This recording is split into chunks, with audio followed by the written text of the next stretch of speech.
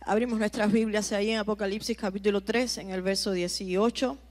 Vamos a comenzar a escudriñar en esta noche el consejo de Jesús. Y esta es la segunda parte del llamado de atención que el Señor le hace a la iglesia de Filadelfia, de la Odisea. La primera parte fue el diagnóstico, es todo el versículo 17.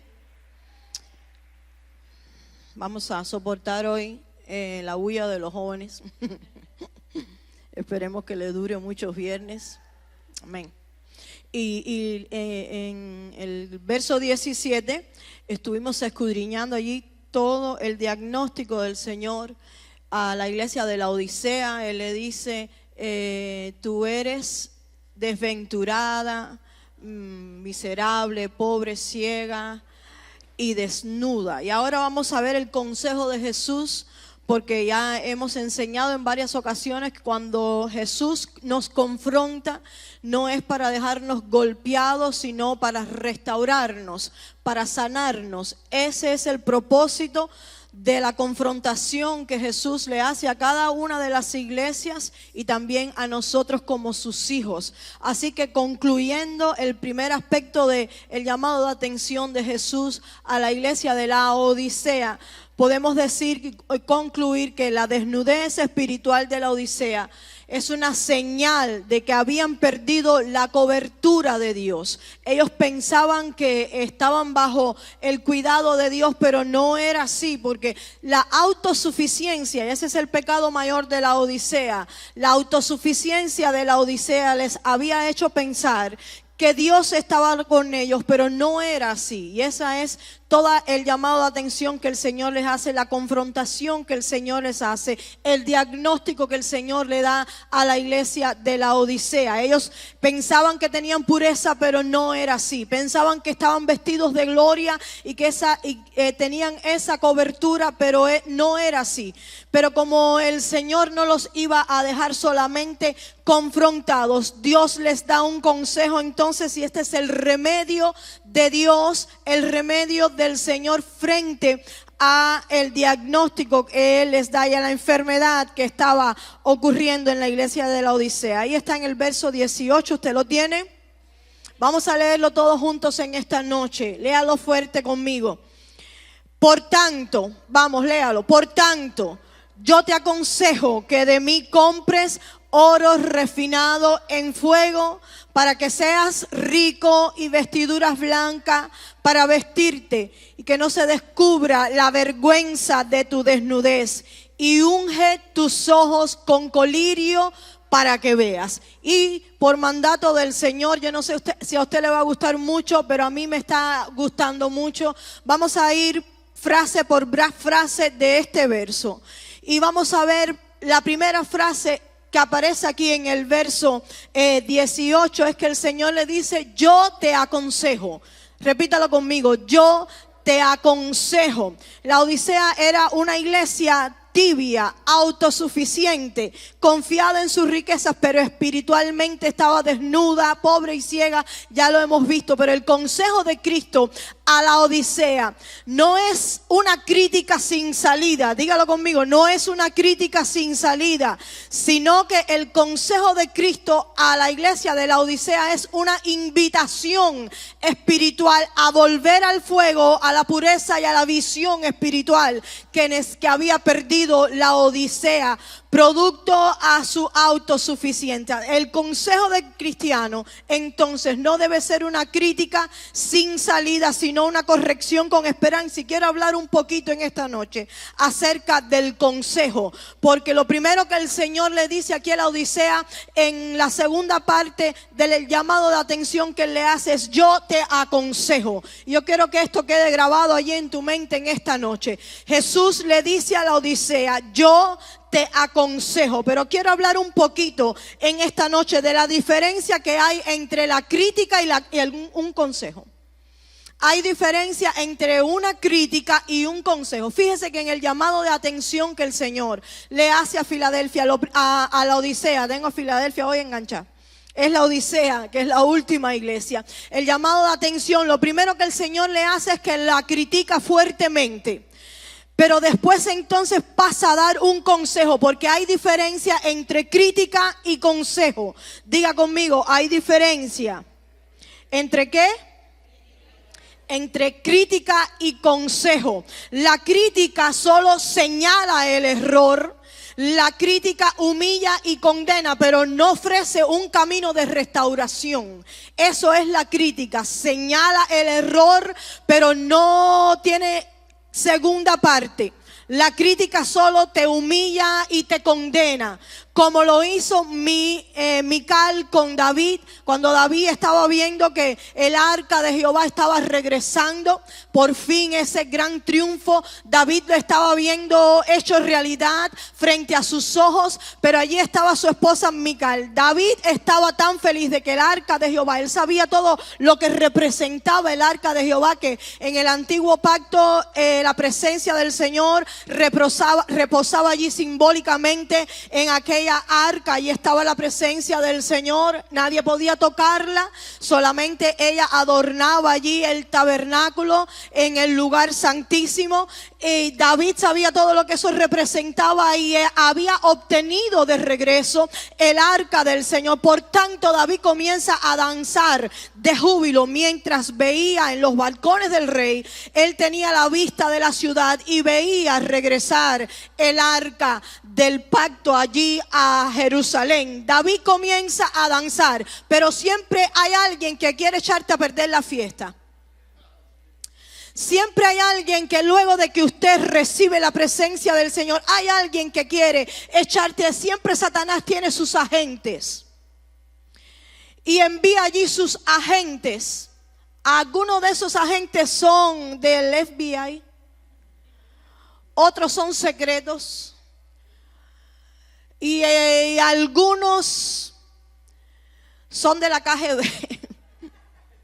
Pero siempre Satanás tiene sus agentes y ellos vienen a interrumpir la fiesta que nosotros estamos haciendo a Jehová. Aleluya. Siempre Satanás quiere interrumpir nuestras celebraciones a Jehová.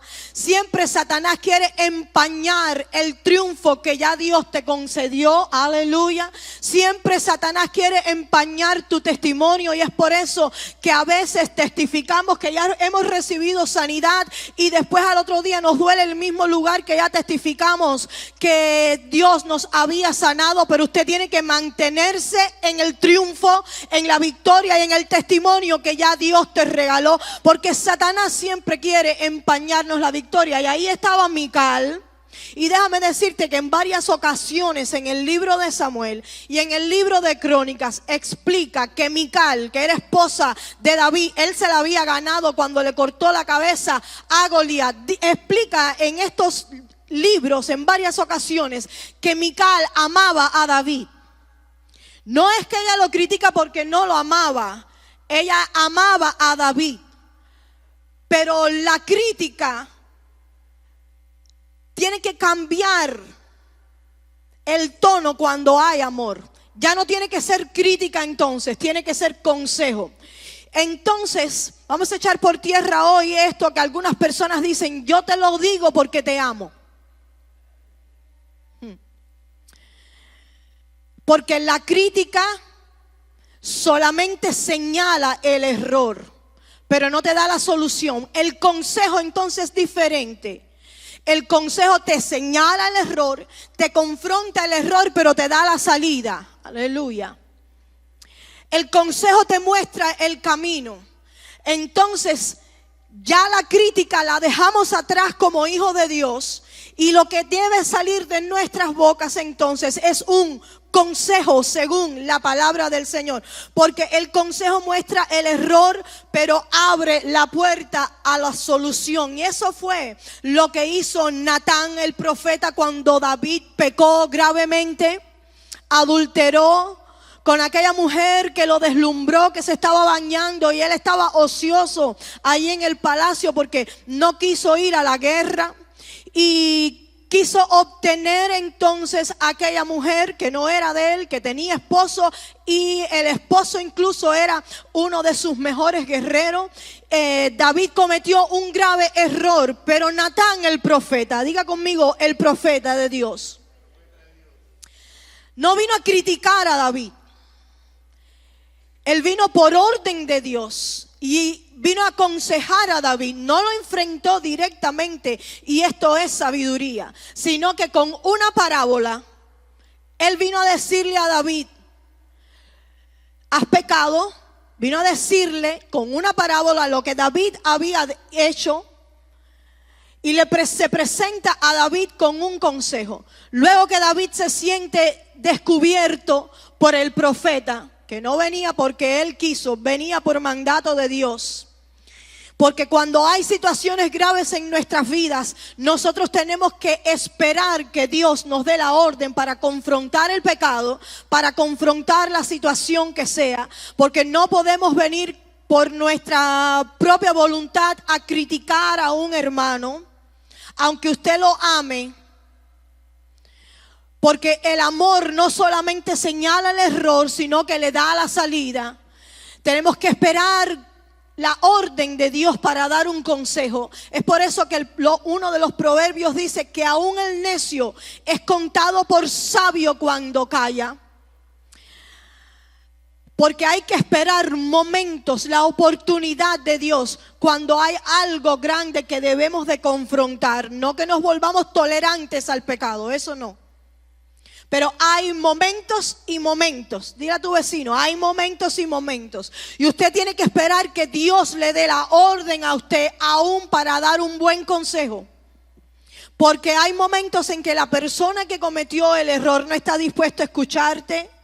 Y entonces usted va a tener una confrontación sin fruto y quizás lo va a dejar peor que cuando usted llegó. Entonces usted tiene que esperar la orden de Dios para dar un buen consejo. Natán fue por dirección de Dios a confrontar al rey. Y luego que Natán confronta al rey, el rey se siente descubierto. Natán le dice: pero Dios no te va a dejar así, Dios te perdona. También tenemos el ejemplo de Mardoqueo cuando llamó a Esther, su prima, y le dice, Esther, le habla con firmeza a Esther, pero no le dice nada más: y si tú no quieres ir, no vaya, que el Señor va a levantar a otro. No, él le habla con firmeza, pero también le da la salida. También tenemos el ejemplo de Jetro cuando confronta a Moisés, porque Moisés estaba cansado debido a toda la cantidad de responsabilidad que tenía.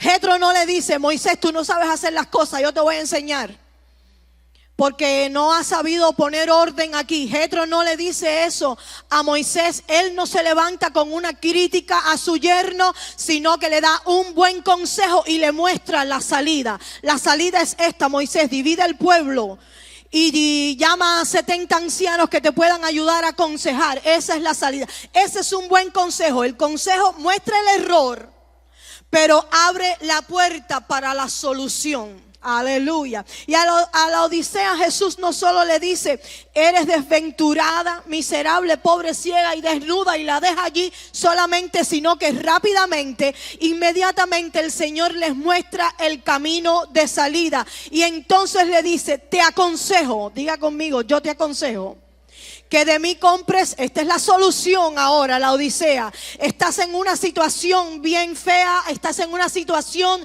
deplorable, pero yo te aconsejo, este es el remedio, esta es la salida: que de mí compres oro refinado, vestiduras blancas y colirio para tus ojos, para que vuelvas a ver. Entonces es lindo ver que el Señor no solamente critica la Odisea, sino que le da el consejo, le muestra la salida. Aunque el Señor le dice: si no cambias tu estatus, te voy a vomitar de mi boca, pero no la deja allí solamente. Le dice entonces: te voy a dar el consejo, te voy a dar la salida, porque Dios siempre tiene una salida a cada una de nuestras situaciones. Dios siempre tiene una salida para cada uno de nuestros errores, para cada una de nuestras faltas, porque Dios siempre acompaña la corrección con una promesa.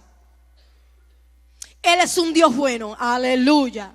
Él es un Dios bueno. Y antes de yo continuar, yo quiero que usted cambie su cara allí de viernes. Cambia tu cara de viernes, de trabajo, de fin de semana. Ahora, mañana vas a descansar un poco. Vamos, sonríele ahí a tu vecino.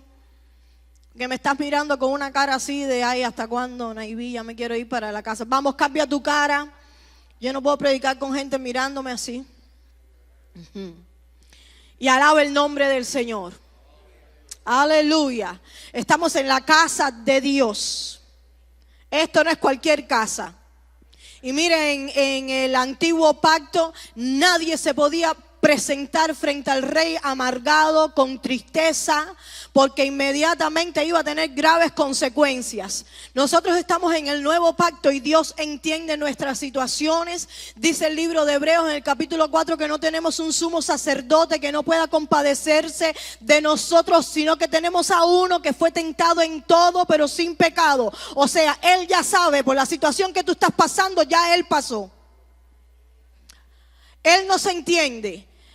Pero sonríale a Cristo porque Él te ama. Aleluya. Y estamos en su casa. Usted dice amén.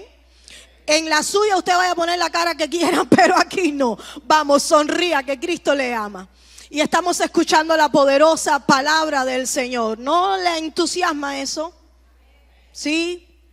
A mí me entusiasmaría no estar predicando hoy, estar allí sentada escuchando, pero yo soy la que tengo el micrófono, pero estoy entusiasmada porque le estoy enseñando a usted lo que el Espíritu me enseñó a mí en esta tarde y yo quiero recibir un poco más. Dígale a su vecino, vamos a recibir un poco más. Cambia la cara, hijo. Si hay algo que es de gratis en esta vida es la sonrisa. No cuesta nada sonreír y usted me alegra a mí. Alégreme el día con su sonrisa. Dios siempre acompaña corrección con promesa. Y eso pasó con Adán y Eva. Tenemos muchos ejemplos en la Biblia, no los podemos tocar todos, pero pasó con Adán y Eva después que ellos pecaron, después de su caída. Dios les vistió con pieles y esa es la misericordia de Dios, porque Él no solamente corrigió a Adán y a Eva, no solamente les dijo ahora por su caída van a enfrentar consecuencias, sino que entonces Él los cubrió a Israel, al pueblo de Israel, después que repetidamente Israel le fallaba a Dios, repetidamente Israel iba contrario a los preceptos y los mandatos de Dios. Dios les promete entonces, Jeremías 30:17, usted léalo en la casa, Dios le promete a Israel restauración, aleluya.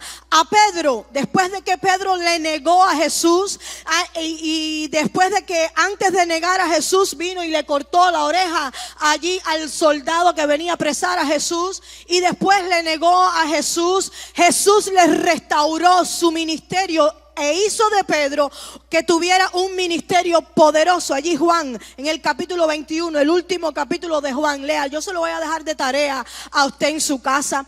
Es un capítulo precioso que el apóstol Juan cierra allí su evangelio diciendo, el último verso dice, y muchas más cosas que hizo Jesús que no caben en un libro. Si fuéramos a contarlas todas, ni todos los libros del mundo alcanzarían para escribir todo lo que hizo Jesús. Lea allí cuando llega a su casa antes de dormir hoy, Juan capítulo 21. Allí Juan capítulo 21, en ese contexto, ya Jesús había resucitado y se la estaba presentando por última vez a sus discípulos. Y allí estaba el apóstol Pedro. Y mientras ellos disfrutaban de lo que sería ya la última ocasión en que verían a Jesús en la tierra, Jesús le dice a Pedro, Pedro, ¿me amas? Y Pedro le dice, sí, Señor, tú sabes que te amo. Y Jesús comienza entonces a restaurar el ministerio de Pedro. Y le dice, apacienta mis corderos primero, apacienta mis corderos. Inmediatamente después, la Biblia nos registra, Juan nos registra qué tiempo pasó para que nuevamente Jesús le dijera a Pedro, Pedro, ¿me amas? Y Pedro, seguro que ya se le estaba haciendo un nudo en la garganta, porque ya Jesús le había preguntado la primera vez. Y a lo mejor Pedro diría, Jesús me va a dar el último regaño antes de ascender. Jesús ahora me va a recriminar todas las metiditas de pie que he dado. Y Pedro, seguro que ya con un nudo en la garganta, le dice, Señor, tú sabes que te amo. Y Jesús le dice: apacienta mis corderos. Pero no bastando con esto, Jesús quería, parece que esta pregunta quedara allí en el corazón de Pedro para siempre. Y le dice: Pedro, ¿me amas? Y Pedro le dice: Señor, tú conoces todas las cosas. Tú sabes que te amo. Queriéndole decir Pedro a Jesús: tú sabes, tú eres el que escudriña los corazones. Tú le pusiste la oreja a aquel que yo le corté. Tú sabes lo que yo estoy pensando y tú sabes que te amo. Y entonces Jesús cambia la palabra y le dice: apacienta mis ovejas. Y después entonces dice que Pedro vio al que ama. El que amaba se recostaba en el pecho del maestro, porque Juan era tan humilde que nunca se menciona él mismo. Simplemente dice el que se recostaba en el pecho del maestro, refiriéndose a él mismo. No como ahora todas las personas que dicen: y yo hice, sanó por mí. No, Juan no era así. Juan dice: el que se recostaba, el que Jesús amaba, o el que se recostaba en el pecho de Jesús, estaba detrás de Jesús. Y entonces Pedro le dice: ¿y este qué? Tú no le vas a preguntar a este si te ama o no, nada más es conmigo la cosa. Y Jesús le dice: ¿y qué a ti? Sígueme tú. Entonces Jesús le dice esto a Pedro. Lo dice allí, lea por favor el capítulo 21 de Juan. Queriéndole decir, en un momento Jesús le dice: porque vas a encontrarte con las manos extendidas, Pedro. Y te van a llevar a un lugar donde tú no vas a querer ir. Profetizándole Jesús que Pedro iba a morir también crucificado. Pero después que Jesús le dice esto a Pedro y le da a entender qué era lo que iba a pasar, Jesús le dice: Juan no. Porque Jesús está profetizando antes de ascender. Porque Juan iba a ser echado en una caldera de aceite y no iba a morir. Y Jesús le dice: Juan no, pero sígueme tú. ¿Y siguió Pedro a Jesús o no? Después de esto, Pedro entendió lo que Jesús le quería decir. Jesús le estaba diciendo: vas a morir.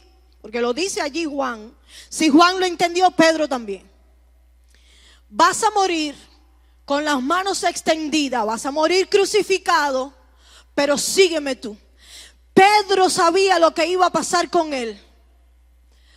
Pero Pedro siguió a Jesús. Aleluya. Pedro siguió a Jesús. Porque Jesús restauró el ministerio de Pedro. Ya Pedro no iba a ser más conocido como el que negó a Jesús, sino que Jesús le dice: tú eres Pedro, yo a ti te digo que tú eres Pedro, y sobre esta roca yo voy a edificar mi iglesia, y las puertas del Hades no prevalecerán en contra de mi iglesia. Jesús tuvo un trato directo con Pedro todo el tiempo, aún en medio de las faltas de Pedro. Jesús estaba tratando con él. Aún en medio de las fallas de Pedro, Jesús estaba tratando con él. Aleluya. Y cada corrección que Jesús le dio a Pedro estaba acompañada de una promesa. A tal punto que cuando Jesús asciende al cielo, Pedro queda restaurado en la tierra. Y después de Pentecostés, el primer sermón pentecostal, ¿quién lo da? Pedro, que había sido restaurado por Jesús. Aleluya. Porque el estilo del hombre, el estilo que nosotros usamos como humanos para corregir, para aconsejar, para criticar, es este: caíste, ya no me sirves. Me defraudaste, ya no me sirves. Fallaste, te despido. Pero el estilo de Cristo siempre es: Caíste, pero yo te levanto. Aleluya. Volviste a caer, te vuelvo a levantar. Ese fue el estilo que Jesús usó con Pedro. La primera vez que Pedro le falló, Jesús no le dijo: estás despedido, voy a buscar a otro discípulo, ya tú no me sirves. Porque no hay ningún humano que sea desechable para Jesús. Jesús siempre tiene una segunda oportunidad para ti. Jesús siempre tiene una tercera oportunidad para ti. Jesús siempre tiene una cuarta, una quinta, una sexta oportunidad para cada uno de nosotros. Porque dice Proverbios 24:16: porque 7 veces cae el justo y se vuelve a levantar. Así que el estilo del hombre es condenar rápidamente con crítica. El estilo del hombre es decir al que falló: ya no sirves, ya te voy a remover de tu ministerio, te voy a remover de tu liderazgo. Pero el estilo de Jesús, diga conmigo, el estilo de consejo de Jesús es: caíste, pero yo te levanto. Aunque hayas caído 7 veces, yo te vuelvo a levantar. Aleluya. Yo no sé con quién es esto en esta noche, pero quizás hace poco que alguien te criticó fuertemente para hacerte caer, y yo te digo a través del Espíritu Santo en esta noche: levántate. No sé quién haya tenido alguna lengua que se haya levantado en contra tuya, que para hacerte tropezar, pero en esta noche dale un codazo ahí a tu vecino que se está durmiendo y dile: en esta noche levántate, porque 7 veces cae el justo, pero se va a levantar, se va a poner en pie, y la misericordia del Señor le va a cubrir nuevamente, la gracia del Señor le va a cubrir nuevamente, porque Dios no deja a nadie para siempre caído. Aleluya. Pero hay algo aquí importante. La Biblia dice: el justo, no el que anda de cabrita voladora. No, es el justo. El justo es el que tiene el derecho a levantarse. El justo falla. Y recuerda, Dios no está buscando gente perfecta. El justo no quiere decir que es alguien perfecto, no. Dios lo que está buscando es que el justo sea honesto para poderlo restaurar. Dios está buscando un justo que haya caído y le diga: Señor, caí, necesito que me levantes. Aleluya. Dios está buscando una persona que entregue su corazón en obediencia y en honestidad para poder ser restaurado. El justo cae, pero se levanta. Yo quiero que tú digas esto conmigo en esta noche, porque sé que Satanás golpea a la iglesia con esto. Sé que Satanás quiere hacerte sentir culpable a alguien en estos días. El infierno te está criticando todo el tiempo. Cada vez que tú caes, el infierno se levanta para decirte: caíste. Mira, diablo mentiroso, es lo que tienes que decir en esta noche. 7 veces cae el justo. Yo me caí, pero yo me voy a levantar en el nombre del Señor. Toda mentira del infierno ahora la llevo presa en el nombre de Jesús. Ay, en el nombre del Señor, levanta tu mano conmigo ahora y sé libre de toda culpa. Vamos, bate tu mano conmigo en el aire. Yo sé que Dios está tratando con un corazón en esta noche.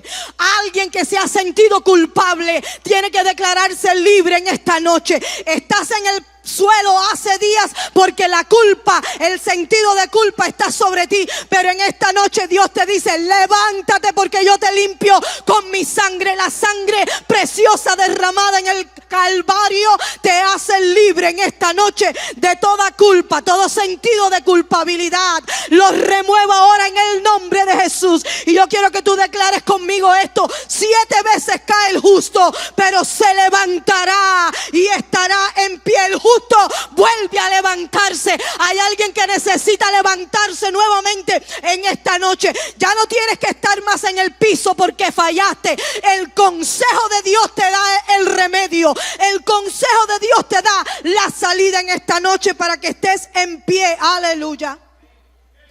Porque Cristo no te está confrontando. Fallaste, el Señor te lo va a dejar saber. El Señor te va a confrontar, pero no para que te quedes en el piso. Vamos, dile a tu vecino: no te me quedes en el piso. Y si no puedes solo, aquí hay un Aarón y hay un Ur que van a levantar tus brazos. Vamos, dile a tu vecino: aquí estoy yo para ayudarte a levantar. Y si tienes polvo de pecado sobre ti, yo voy a ayudar a sacudirte en esta noche, porque no estoy aquí para criticarte, estoy aquí para aconsejarte, y el consejo siempre te brinda una salida. El consejo no es solamente para señalar tus errores. El consejo señala el error, pero te dice: ahora levántate en el nombre de Jesús. Porque yo estoy aquí para decirte en esta noche que 7 veces cae el justo va a caer.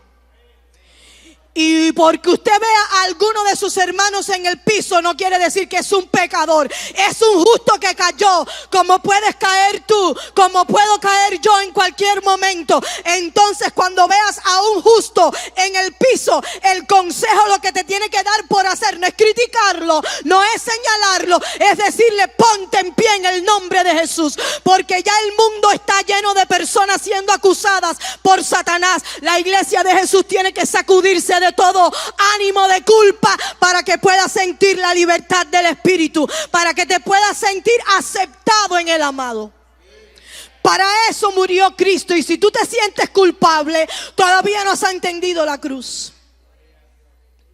Aleluya. Porque Jesús llevó toda nuestra culpa. El castigo de nuestra paz, dice Isaías 53, fue sobre él. Aleluya. Y por sus llagas, vamos, levanta tu mano conmigo. Oh, toda culpa queda libre en esta noche en el nombre de Jesús. Culpas del pasado que están escondidas allí en el alma, que están escondidas en los sentimientos. No eduqué bien a mis hijos, no enseñé bien a mis hijos, por eso hoy no le quieren servir al Señor. No supe sostener mi matrimonio, me di por vencido rápido. No.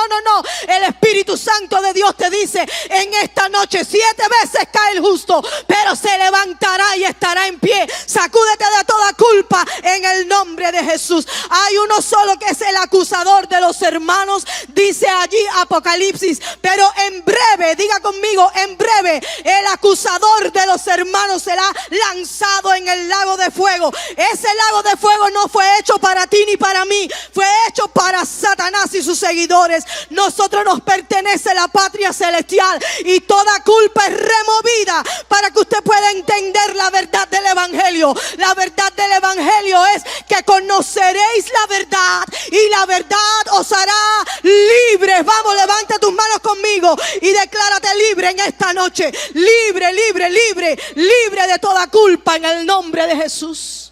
Aleluya. Gloria, gloria, gloria, gloria. Gloria, gloria, gloria, gloria. Esto es con alguien en esta noche.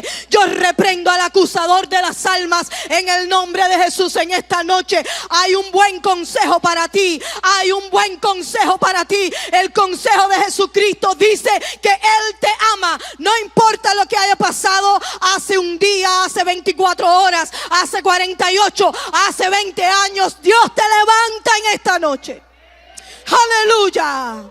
No hay infierno que pueda acusar a un escogido de Dios. ¿Quién acusará a los escogidos de Dios? Dice Pablo: Dios es el que justifica. No hay ninguna palabra de ningún humano que pueda justificarte. Es Dios, el mismo Dios. Dígalo conmigo: el mismo Dios es el que me justifica. Si Dios me justifica, no necesito ningún abogado defendiéndome. Si Dios me justifica, no necesito ninguna palabra de hombre que me consuele, porque el mismo Rey de Reyes y Señor de Señores es el que me limpia de todo pecado y de toda culpa. Aleluya. Gloria al nombre de Jesús. Aleluya. El consejo del cristiano entonces debe ser igual que el de Cristo. El consejo del cristiano entonces debe reflejar el consejo de Cristo. Porque nosotros somos sus discípulos. Usted dice amén. Entonces lo vuelvo a repetir para que quede en tu mente. El consejo del cristiano debe reflejar a Cristo mismo. Así que dile a tu vecino: mira a ver qué me vas a aconsejar. Vamos, ayúdame a pasarle esta voz a tu vecino y dile: mira a ver qué todo lo que tú me estás diciendo. Aleluya. Y dile como dice mi nieta Ari: papau, mira a ver qué tú me estás aconsejando. A veces nosotros sentimos que un buen consejo es que alguien se haga nuestro aliado.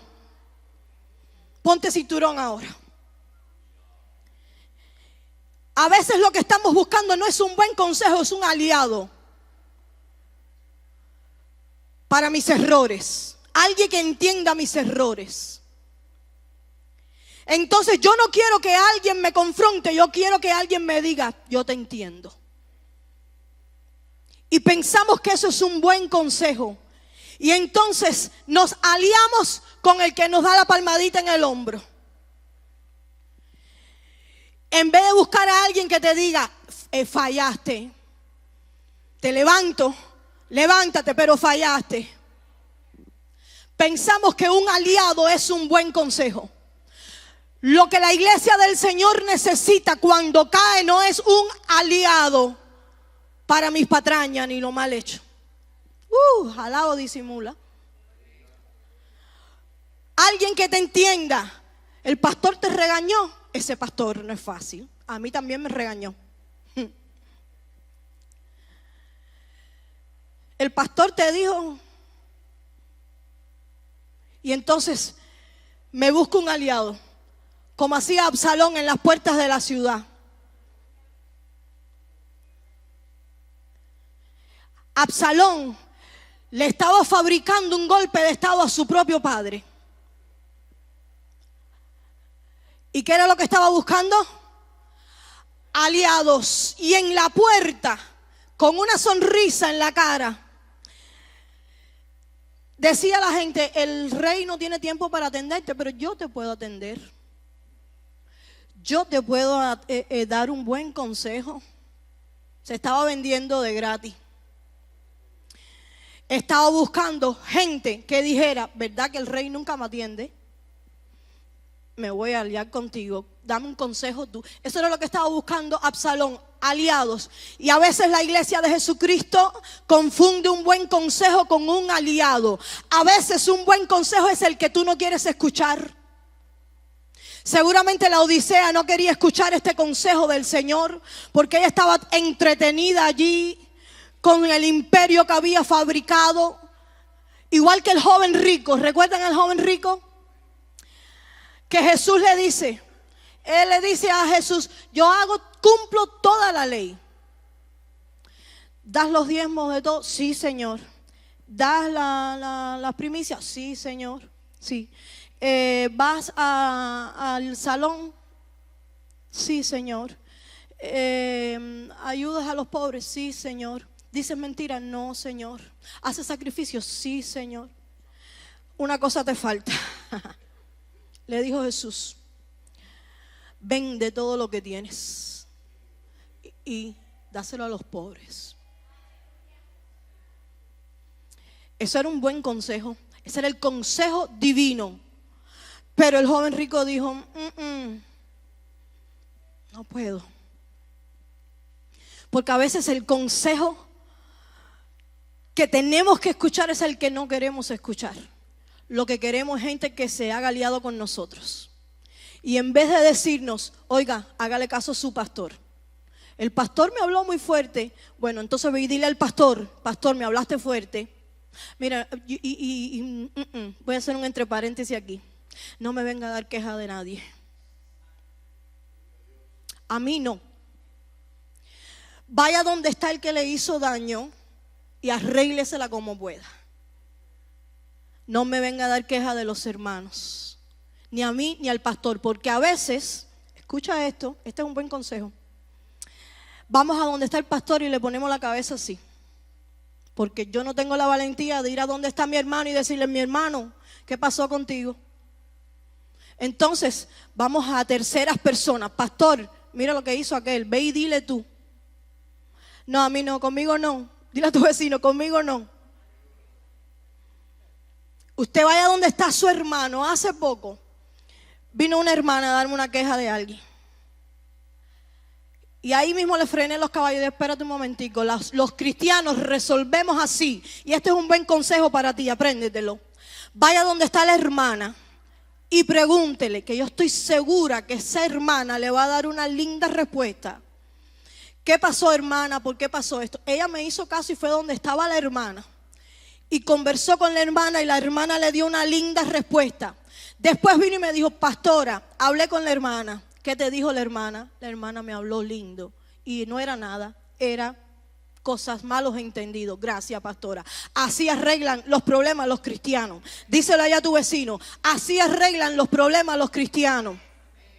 Sobre todo no entre en la oficina el domingo en la mañana que el pastor va a predicar, a llenarle la cabeza al pastor de quejas.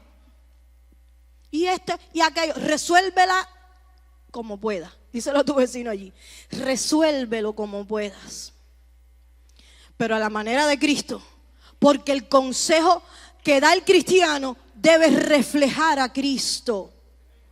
Igual que si un hermano viene a donde usted está a reclamarle algo, lo que usted va a dar es una blanda respuesta que quita la ira. Ese es el consejo de Cristo. Aunque a veces nuestra carne quiere explotar, la Biblia no dice eso. La Biblia dice, la blanda respuesta aplaca la ira. Así que si usted ve a un demonio delante de usted con figura de hombre, dele una blanda respuesta que usted lo va a desarmar en el momento. Pero después dice, la blanda respuesta aplaca la ira, mas la respuesta áspera hace subir el furor. Esta es sabiduría para ti, viernes, ¿qué día es? 5 de septiembre, a esta hora de la noche. La puedes usar tan pronto como salgas de aquí ahora, que el viejo tuyo te está esperando allá. ¿Por qué no me hiciste comida? Y la vieja, ¿por qué no botaste el latón de basura? La blanda respuesta aplaca la ira. Mira, hay alguien como que se están riendo, que seguro que ya se fajaron en la casa. Mas la respuesta áspera hace subir el furor. ¿Usted quiere echarle leña al fuego? Meta una respuesta de esa violenta para atrás. Hace poco, hace unos años atrás, me llamaron a una reunión. Soy alérgica a las reuniones. Y yo fui a la reunión y la persona se descompuso en la reunión. Y yo me quedé así mirando y le dije, espera un momentico. ¿Tú estás brava? Ya no. Bueno, parece. ¿Tú estás enojada por algo? No, yo hablo así. Ay, no, pero baja la voz un poquito porque los hermanos pueden oír. Y enseguida la reunión cambió. Porque la blanda respuesta aplaca la ira. Mira, yo voy a aprovechar ahora que hay algunos que tienen sus cónyuges al lado. Dígaselo allí. Dale. La blanda respuesta. Vamos, díselo ahí a tu esposo. Ramos, díselo ahí a Cari. Y allí por allá. La blanda respuesta, mi amor. Vamos, dile ahí a tu esposo. Yo entiendo cuando tú eres blandito, cuando eres blandito, cuando nadie se entera.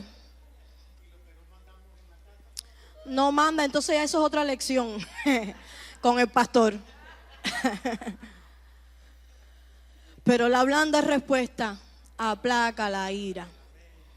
Y ya estamos muy maduritos para andarnos fajando, ¿eh? Ya eso era para cuando teníamos 13 años, 14, que todo nos molestaba. Pero ahora el mismo proceso espiritual nos ha enseñado a tener paciencia. A ti todavía no has aprendido la paciencia. Te van a seguir probando, apréndela rápido. La paciencia no es tolerancia, es paciencia. Así que el consejo del cristiano debe reflejar a Cristo. Pablo dice, yo quiero que usted ponga los ojos ahí en la Biblia conmigo. Gálatas 6:1. Gálatas 6:1. Dice el apóstol Pablo: hermanos, si alguno fuere sorprendido en alguna falta, si usted no ha marcado este verso en su Biblia, márquelo y apréndaselo de memoria. Vosotros que sois espirituales, esto no es para los carnales. Pablo sabía que los carnales no iban a entender esto. Pablo sabe que los carnales no están en esta dimensión. Él dice, vosotros que sois espirituales, si usted se llama espiritual, entonces tiene que seguir este consejo: restauradle con espíritu de mansedumbre. Esto no es fajatera. Hello. Alaba o disimula. Esto no es piñacera. No. Espíritu de mansedumbre. Dice el apóstol que al que falla se le restaura con espíritu de mansedumbre, no de piñacera. considerándote a ti mismo, no sea que tú también seas tentado. Porque un día cayó un hermano, pero al otro día puede ser que caigas tú. Y más adelante en ese mismo pasaje, en el capítulo 6, dice Pablo: no os engañéis, Dios no puede ser burlado, que todo lo que el hombre sembrar, toda la piñacera que tú sembraste, todo ese espíritu de contienda que has sembrado, todo lo que el hombre sembrare, eso cosechará. Entonces es mejor aprender a restaurar con espíritu de mansedumbre, porque con la misma vara, y esta es la regla de oro, Romanos capítulo 12, con la misma vara con que mides serás medido. Aleluya. Santiago entonces nos enseña, Santiago capítulo 5 en el verso 20, ponga los ojos ahí también. Santiago 5, 20 dice: sepa que el que haga volver al pecador del error de su camino, salvará de muerte un alma. Aleluya. Y cubrirá multitud de pecados. Pero con piñacera y galleta para acá y galleta para allá no se hace volver a nadie de su error. Al contrario, se enciende la ira, se enciende el furor y se levanta una muralla donde el que cometió el error no quiere escucharte más. Entonces Santiago dice, lo voy a volver a leer: sepa que el que haga volver al pecador del error de su camino, salvará de muerte un alma y cubrirá multitud de pecados. Y el Espíritu Santo entonces es el que convence de pecado. No eres tú. Dile a tu vecino: no eres tú. Porque hay algo de lo cual voy a enseñar más adelante, que es la esencia del hombre. Diga conmigo: la esencia del hombre. Es el carácter del hombre, es la esencia del hombre, el espíritu del hombre. Por eso el don de discernimiento de espíritus es así, con ese al final, porque es el espíritu de Dios, el espíritu del mundo celestial, el reino de Dios, los espíritus del reino de maldad y el espíritu y la esencia del hombre. El que tiene el don de discernimiento de espíritu se puede especializar en una de estas tres áreas o en las tres. Pero hay una esencia con la que usted y yo nacimos. Esa esencia, que es el espíritu del hombre, no lo puede trabajar ningún humano. No lo puede moldear ningún humano, solo el Espíritu Santo de Dios. Y es ahí donde algunos se frustran, porque quieres cambiar al viejo que tienes en la casa. La esencia del viejo ese no lo puedes cambiar tú. Es el Espíritu Santo de Dios. A mí me toca orar para que el Espíritu haga, cuando Él entienda su obra en el hombre, en la mujer, en mi hijo. Porque cada uno de nosotros nacimos con una esencia diferente, porque Dios es el gran maestro, el gran artista, y Él no repite nada. Entonces dile yo a tu vecino: hónrame que soy único. Vamos, díselo a tu vecino: hónrame que como yo no hay otro, y si hay otro es de cartón. Todos nacemos con una esencia. La esencia le toca al Espíritu Santo moldearla, trabajarla. Él es el que convence de pecado al hombre. Dice Juan capítulo 16, ponga sus ojos allí conmigo. El apóstol Juan, rapidito, ya nos vamos ya. Juan capítulo 16, en el verso 8 dice: y cuando Él venga, este Jesús hablando acerca de la venida del Espíritu Santo, y cuando Él venga, convencerá al mundo de pecado, de justicia y de juicio. ¿Quién es el que convence al mundo? No eres tú, es el Espíritu Santo. Él es el encargado de convencer al hombre de pecado, de justicia y de juicio. Ponga los ojos en el verso 13, ahí mismo, capítulo 16, ¿lo tiene? Dice: pero cuando venga el Espíritu de verdad, Él os guiará a toda la verdad. Porque no hablará por su propia cuenta, sino que hablará todo lo que oyere y os hará saber las cosas que habrán de venir. Entonces, ¿quién es el que guía a toda verdad? El Espíritu. Por tanto, si estás luchando con alguien que está rebelde, un amigo, un familiar, un vecino, el cónyuge, los hijos, el jefe que no te quiere escuchar tu consejo porque su esencia todavía no ha sido transformada por el Espíritu, usted no tiene que gastar más palabras. Porque dice uno de los proverbios también que en el mucho hablar está el errar. Y a veces nosotros queremos hablar y tratar de convencer a las personas y lo que hacemos es enredar más la cosa. Entonces no hables más, simplemente ora para que el Espíritu Santo entonces actúe a favor de esa persona. El Espíritu Santo tampoco rompe la esencia del hombre. Él la va transformando, pero no la rompe. El Espíritu Santo respeta porque esa esencia es hechura de Dios, que tiene que ser moldeada porque nacemos con la naturaleza adámica caída. Entonces tiene que ser esa esencia moldeada por el Espíritu, pero aún Él es caballero. Él no viene e interrumpe, irrumpe, no. Lo vamos a ver más adelante en el verso 20. Dice Jesús: he aquí yo estoy a la puerta y llamo. Él toca. Si tú quieres le abres, si no Él se queda afuera y sigue con la esencia esa que trajiste. Pero aún Jesús toca. Él no entra a ver qué pasó aquí, no. Él toca. Él espera que tú le abres porque obligado ni los zapatos entran.